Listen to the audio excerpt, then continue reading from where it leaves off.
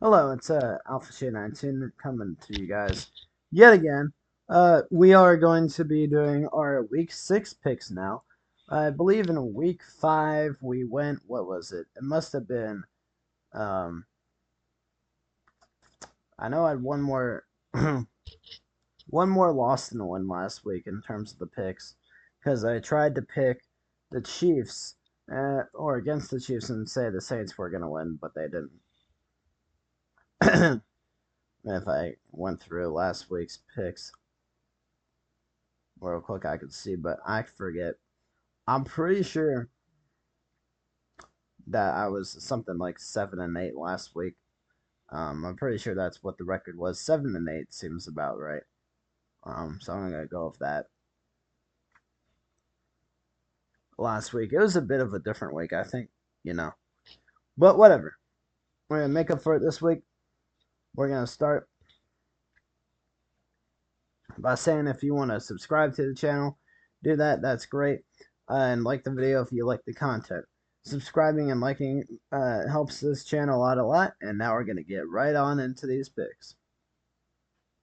Okay, so we got a pretty classic matchup here in the NFC West between the 49ers and the Seahawks.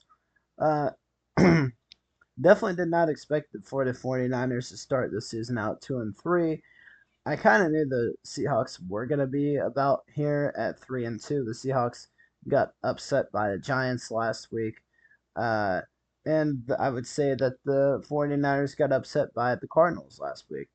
That being said, I think, you know, the 49ers are a slightly better team. I'm going to take the Niners over it. The Seahawks, I do think it's going to be a close game. I'll take the Niners. 24-20 over the Seahawks. I think it'll be a very close game. Should be an interesting one. Jacksonville versus Chicago. Jacksonville got their first win this past week. Caleb Williams is starting to look the way that a lot of people thought he would. Still not the best rookie in his class, though. We'll get to that guy in the next game. But I think that the Bears are going to win this game, though. I actually do.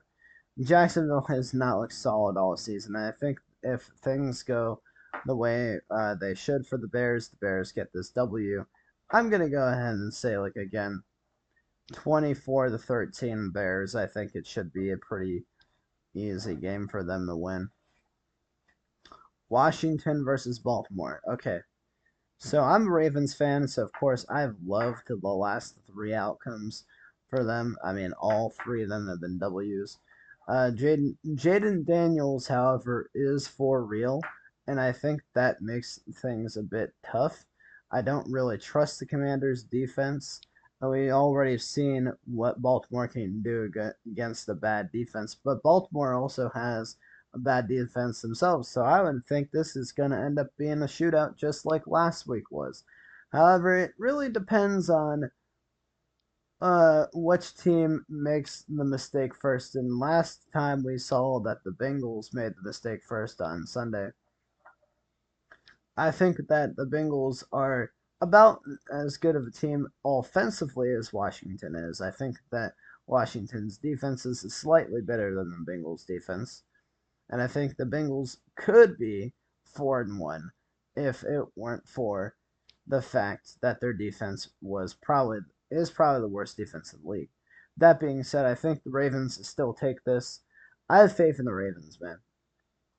I really do. This game is at home in Baltimore, Maryland game, Battle of the Beltway, whatever you want to call it. But I think the Ravens take it.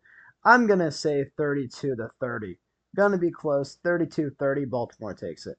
Arizona, Green Bay. Ooh, this game is gonna be tough. The Packers all year are gonna be in these weird, tough, gritty games. I mean, I don't think the Packers are necessarily a team that's going to be winning the Super Bowl anytime soon. I don't think that Arizona is a team that's doing that either. But I do think that both teams are good, and I'm going to go ahead and I'm going to say Green Bay Packers win this one 28-23. I mean, it just feels like one of those games where the Packers are going to win. They're at home. It's just like, it just feels like the game's going to go better for them than it will the Cardinals. Houston versus New England. I personally think that the Texans are going to just absolutely 100% win this game. They're a much better team than the Patriots are. The Patriots are starting Drake May for the first time this season. We'll see how that goes for them. I don't think he's going to be doing better than, you know, CJ Stroud. I think CJ Stroud is much better than Drake May, and I think the Texans overall are better than the Patriots. So I think the Texans win this game. I'll be nice to the Patriots and give them a 24-17 defeat by the hands of the Houston Texans. All right. Tampa Bay versus New Orleans. After the first couple of weeks, I think everybody correctly was riding high on the Saints, but now I think it's obvious that people need to get off the Saints train because the Saints are just not a good team. Straight up. I don't know what happened in those first 2 weeks, but I think it's time to get off the train. As I said, I think Tampa Bay takes this win, and I think they take it pretty easily. I mean, I know the Buccaneers have struggled against the Saints in the past, but I mean, the Saints are just struggling mightily right now anyway. And I was watching the first like quarter of that Saints Chiefs game, and my God, the Saints just look lost the entire time. So I'm going to go ahead and say Buccaneers win probably about 30-28. I still think it's going to be a pretty close game, though. Eagles versus Browns. I mean, it's pretty obvious to me that the Browns are the worst team in the AFC North. Um, I would say the Bengals are better than them. We'll see later on when those two teams play each other, but I think that the Browns just are horrible this year, so I'm going to go Philadelphia. I think the Eagles are going to win this one. I think they're going to win pretty handily. I'm going to give them a 28-10 victory. The Browns just look horrible without Nick Chubb, yo. That's the reality. I don't even know if he's come back or not yet, but they just like even if he is back, they look horrible with him too. So they look horrible with and without Nick Chubb. So yeah, I think Cleveland takes that one. Indianapolis versus Tennessee. I don't know who's starting this week for Tennessee, but I'm gonna guess it's probably Joe Flacco because hip injuries are not easy to come back from. Even if it is Anthony Richardson, I don't think it matters. Anthony Richardson or Joe Flacco, no matter who you're starting this week, I think the Colts get it done. I think they get it done pretty handily too. They barely lost to the Jaguars last week, but I mean the Jags have had historically been the kryptonite for the Colts, so I think I'm gonna have to go with the Colts on this one here to win. And I think they'll win it probably about 23 to 17 or something like that. Because I think the Titans are pretty much good for about 16 to 17 points every game at least. But I don't realistically see them winning most of the time getting that amount of points because I just don't think their defense is good enough for that. So there's that. Now let's see the LA Chargers versus the Denver Broncos. The Broncos surprisingly had one of the craziest upsets I've ever seen. I definitely did not expect them to win last week, but they did, and now they've won three in a row. However, I don't know if their luck is going to hold out against the Chargers this week. I'm going to go pick the Chargers just because I feel like eventually the Broncos' luck needs to run out at some point, and I think the Chargers are just overall a better team than the Broncos are right now. And I could be wrong. Maybe the Broncos are legit. We'll see. Bo Nix looked pretty good last week, but I don't know. I personally think that the Chargers are better. I'm going to pick the Chargers. I'm going to go ahead and say it's going to be like a 13-10 game. something just tells me it's going to be low scoring. I'll pick the Chargers, though. Carolina versus Atlanta. Now, I've been a little bit cautious when it comes down to Carolina because they've been better with Andy Dalton, but they're still not good. And I think that Atlanta is much better. So I'm going to go pick the Falcons to win this game. And I think they're going to win this game by a large margin. I just don't see Carolina really even winning in this game at all, really. I think that the Falcons probably win like 28-10 or something like that.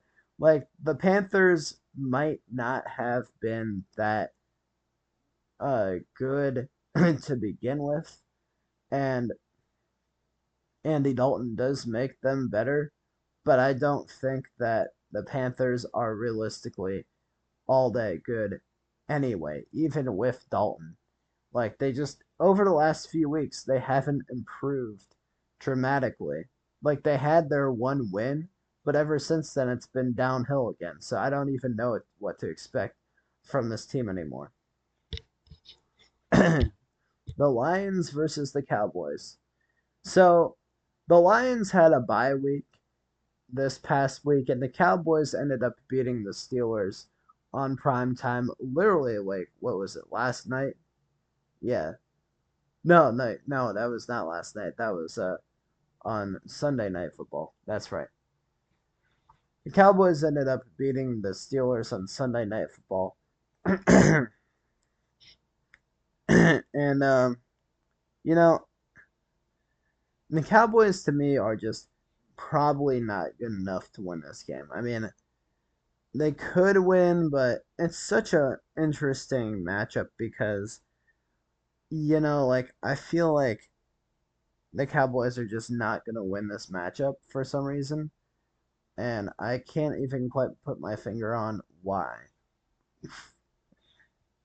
I'm gonna go say 28-27. Detroit takes the win. Again, I'm not entirely sure that I even have a real answer for why I think the Lions are gonna win, but it might just be because I think that they're better. And last time they played anybody, Jared Goff actually had literally a perfect game, which I don't think has ever happened like ever before. But I don't think it's gonna happen in this game, to be honest. We'll see what happens. I think the Lions take the dub there, though. The Giants against the Bengals. Okay, so the Bengals barely lost to the Ravens last week in overtime. But that's a divisional game, so of course it's going to be a little bit harder. You know, the Giants are doing better overall than the Bengals, but I don't really trust the Giants anyway. I'm going to go roll with the Bengals here and say they get a second win on the season just because I don't really trust the Giants that much. Um, it's just the way that it is.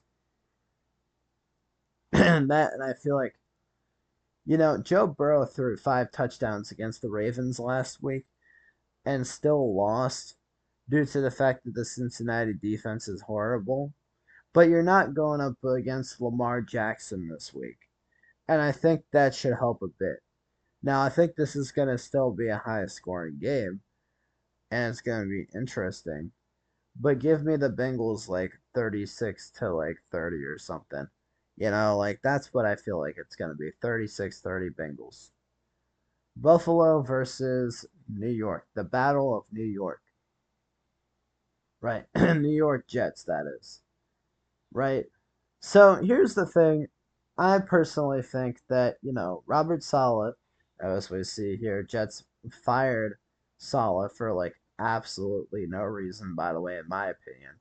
I think that's a horrible firing. I think that he wasn't really the problem. The problem was, and still is, to some degree, that the Jets have been given these expectations that realistically they are not going to be able to meet. And the reason I say that is because, like, how outside of Aaron Rodgers did this Jets team improve in their roster over the last few years? They haven't improved in their roster. They haven't changed anything outside of Aaron Rodgers, who is old and washed up anyway. You know, I don't think that Aaron Rodgers is the type of guy that you necessarily want running your offense anymore. Listen, and that might be a weird thing to say for a lot of people, right? But the reality is, Aaron Rodgers is 39. He's almost 40. He's slowed down. He's not as good as he used to be. Look at his last year in Green Bay.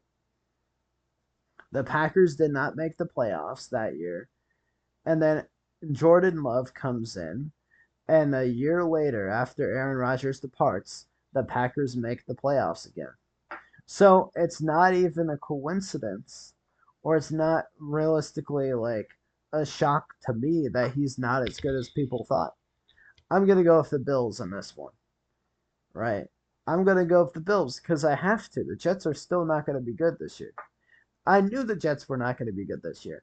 Everybody thought the Jets were going to be good this year. They were never going to have a chance to be good this year. They're not going to go on some miracle run into the postseason just because Aaron Rodgers is there. They lost to the Broncos a few weeks ago, be it bad weather conditions, but both teams had those, because of the fact that they couldn't score more than 9 points with everybody's favorite GOAT, Aaron Rodgers. Right? Aaron Rodgers is not even a GOAT. He's not even in the conversation. He has one ring.